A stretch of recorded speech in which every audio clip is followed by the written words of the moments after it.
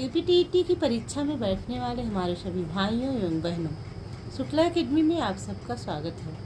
और जिन भाइयों बहनों का पेपर हो चुका है उनके लिए हम आज पेपर सॉल्व करवाएंगे फर्स्ट शिफ्ट का।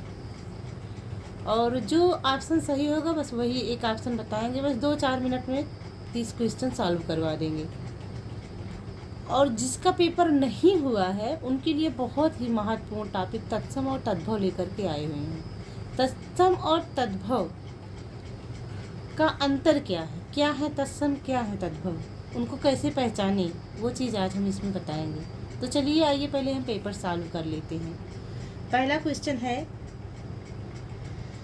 दंत का तद्भव रूप है। सी ऑप्शन दांत। तरंग तुरंग युग्म शब्दों का सही अर्थ चयनित कीजिए। D option. तरंग मतलब होती है लहर और तुरंग मतलब होता है अश्व या घोड़ा। अगला क्वेश्चन है, महल शब्द का विपरीतार्थक है झोपड़ी। D option. अनुस्वार युक्त मानक शब्द चुने। स के ऊपर अंक की बिंदी जहाँ पर है संगठन, वही सही है। D option. निम्नलिखित में संबंध बोधक अव्यय को पहचानिए। का, के, की, रा, रे, री, ना, ने, नी, जैसा कि कारक पढ़ाते समय हमने बताया था। तो की और, ये डी ऑप्शन सही होगा। उचित विराम चिन्ह लगाइए। मुझे आम, सेब, केला और अंगूर पसंद है। तो डी ऑप्शन सही होगा। मुझे आम, सेब, केला और अंगूर पसंद है। घाट घाट का पानी पीना का अर्थ है। बी ऑप्शन सही होगा, काफी अनुभव होना। किला कीला युग्म शब्दों का सही अर्थ है। किला मतलब दुर्ग होता है और कीला लोहे या अन्य धातु से बनी कील। अगला क्वेश्चन है, दुष्चरित्र का सही समास विग्रह रूप चुने। दुष्चरित्र का सही समास विग्रह रूप होगा बुरा है जो चरित्र। ए ऑप्शन सही होगा।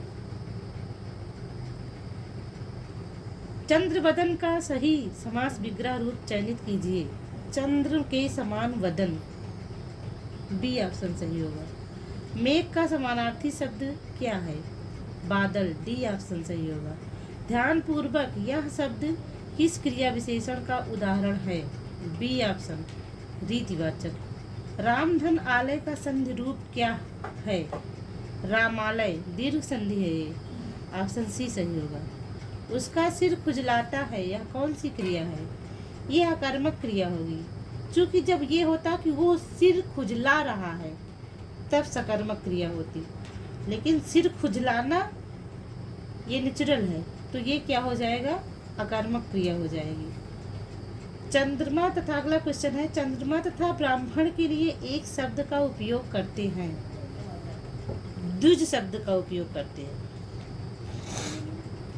क्योंकि द्विज शब्द का एक अर्थ नहीं होता। चंद्रमा भी होता है, ब्राह्मण भी होता है, वैश्य होता है, पक्षी होता है, ठीक है। और दांत को भी कहते हैं द्विज। तो द्विज का मतलब हुआ कि जिसका 2 बार जन्म हुआ हो, ठीक है, उसे क्या कहते हैं? द्विज कहते हैं। तो अगला क्वेश्चन है, त्रा व्यंजन किन 2 वर्णों से मिलकर बना है? ता, धन, रा, जिसमें हलंत है वही सही है। निम्न में अर्ध विराम का सही प्रयोग कौन सा है? डी ऑप्शन सही होगा। राम स्कूल गया, श्याम घर पर रहा। अगला है, भैंस का दूध कितने रुपए लीटर है? इस वाक्य में दूध कौन सी संज्ञा है? डी ऑप्शन सही होगा, इसमें द्रव्यवाचक संज्ञा है। श्याम पानी पीता है, बताइए कि इसमें क्रिया किस प्रकार की है? एक कर्मक क्रिया है। रा के साथ उ या ऊ की मात्रा बीच में लगती है, ये ऑप्शन सही है। संयुक्ताक्षर शब्द में व्यंजन के बीच क्या नहीं होता है? स्वर नहीं होता है। सी ऑप्शन सही है। इनमें से देशज शब्द चुने। गड़बड़। बी ऑप्शन सही है।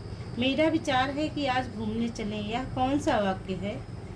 ये होगा मिश्र वाक्य। बी ऑप्शन सही है। चुल्लू भर पानी में डूब मरना का अर्थ है सर्व अनुभव करना। डी ऑप्शन सही है। निश्चल निधन चल का संधि रूप क्या है? निश्चल। सी ऑप्शन सही है। मेज, अगला क्वेश्चन है, मेज पर पुस्तक रखी है, या कौन सा वाक्य है? सी ऑप्शन सही है, सरल वाक्य है। अभी कल शाम को इसको हम पढ़ाए थे आप लोगों को। निम्न में से पाई वाले व्यंजनों के साथ नीचे लिखी रेखा के रूप में लगे रा युक्त शब्द को चुनिए। बी ऑप्शन सही होगा, सक्रम। निम्नलिखित गद्यांश को ध्यान से पढ़िए तथा उत्तर गद्यांश के आधार पर ही दीजिए। आपने गद्यांश पढ़ा होगा। हम आइए क्वेश्चन पर जाते हैं। गद्यांश के अनुसार हिंदुस्तान के अंदर की ही हिंदुस्तानी कला को जानना किसके बराबर है? तो किसके बराबर है? आधी कहानी जानने के बराबर है। ऑप्शन डी सही होगा, गद्यांश में यही है। गद्यांश के अनुसार उत्तराखंड के ऐपड़ को उत्तर प्रदेश में किस नाम से जाना जाता है? तो डी ऑप्शन सही है, चौकपूर्णा। गद्यांश के अनुसार रिक्त स्थान की पूर्ति कीजिए। कलाओं का अद्भुत संसार हमारी संस्कृति है। इसमें बीच में क्या होगा? डर से बीच में पहचान।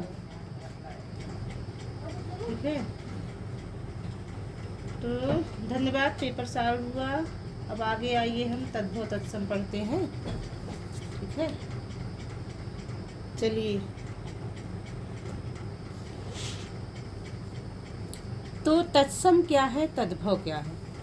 तत्सम वह शब्द हैं जो संस्कृत से सीधे निकल करके हिंदी में प्रयोग किए जाते हैं, हिंदी में आए हुए हैं और उनका प्रयोग होता है, वो क्या है? तत्सम शब्द है। और तद्भव क्या है? तद्भव वह शब्द हैं जो प्राकृत, पाली, अपभ्रंश आदि भाषाओं से निकल करके आए हुए हैं शब्द हिंदी में, वो क्या है? तद्भव है। बस इतना ही जानिए।